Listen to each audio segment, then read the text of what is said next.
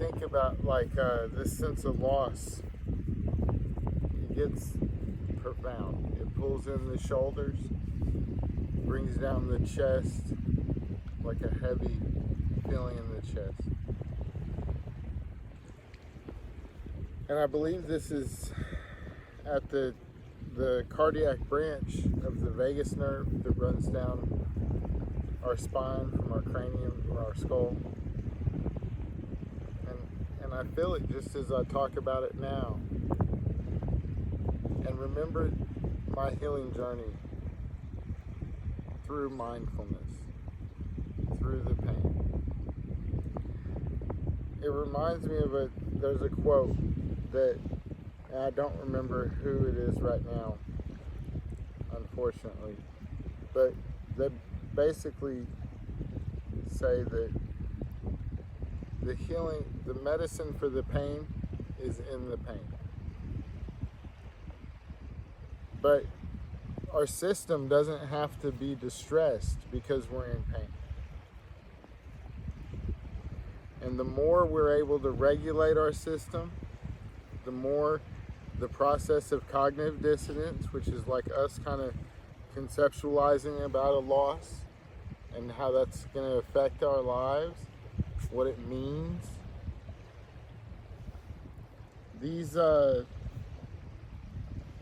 This process is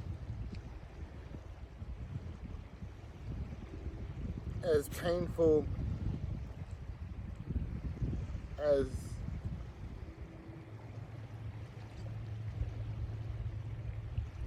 we can endure. And the rest we'll run from. The rest we're going to suppress. And we're going to have to let go in other ways, or it's going to have consequences. And so with my grandmother's loss, knowing all that, I dealt with it by going to the ocean late at night and following a crane, being mindful as if I was a crane, and following this crane all the way down the beach until it wasn't practical for either of us, and then the crane flying back behind me and just walking back towards the hotel of my loved ones. And so I did this and would stop and cry, would stop and just grasp what was going on in one hand and holding the beauty and the simplicity of the life before me in the other hand. Dual attunement with grief.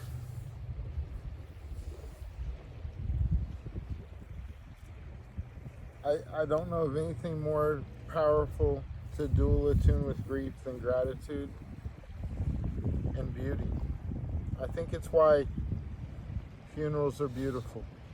I think we all know this.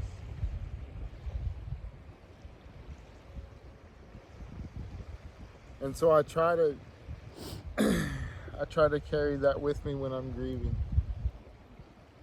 The gratitude of simple beauty.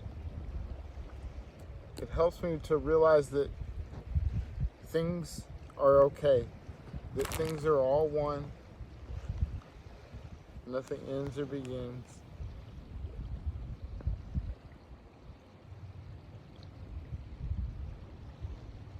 We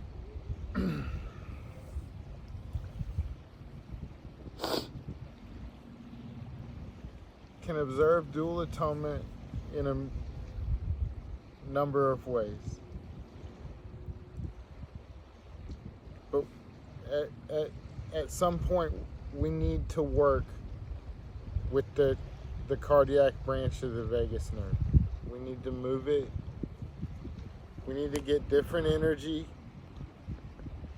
Okay? And so I take my space. I notice my space. my loved ones a little bit in my space. Always pleasant in hard times to have companionship. But our earth will always support us. It will take our pain. I put my right hand in the soil and I notice my pain. I let it go. I let it flow into the earth. I give it to her. And as I breathe in, I notice the left side of my body. I notice the water, the wind, the sunshine, the beauty around me. I breathe these simple things in, these resources. As I breathe out, I let go. I let go of my pain. I recognize it and I let it go. Breathing in, noticing our resources. Breathing out, letting go. During this time, I might recall different times I've had with the person that I miss. And this is where the healing for the pain is in the pain the most with loss. There is pain as we observe what will no longer be able to participate, what will no longer be able to share. And there's healing for gratitude of those moments, the preciousness, for recognizing the preciousness of those moments is healing. We sit, and when it's too much to sit, when it's too much to bear, we move. With some pain in the chest, there's a lot of energy, maybe blaming the self, blaming others. This is good to do push-ups. It's good to do energetic things in this center to get that energy out, a punching bag. But slow, repetitive movement where I'm pulling across right here, we're going to isolate that cardiac branch of the vagus nerve. Twisting the torso as we sit or stand.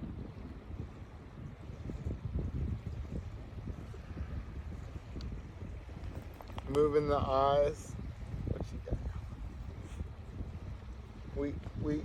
We have a mechanism that's extremely helpful with love and belonging, loss, and abandonment, which is the near sight, right?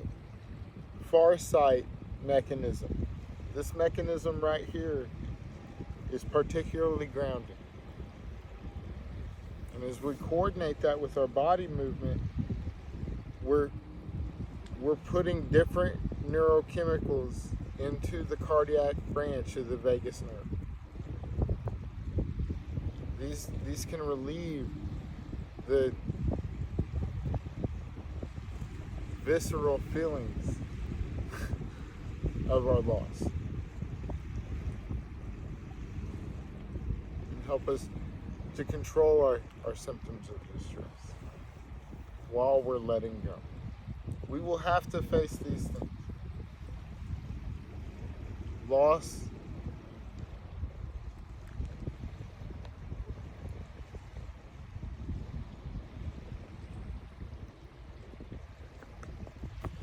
is impractical at best to run from. It hurts to run from. And I shudder to say it may hurt worse, much worse, to run from the feelings that come with loss rather than working through them.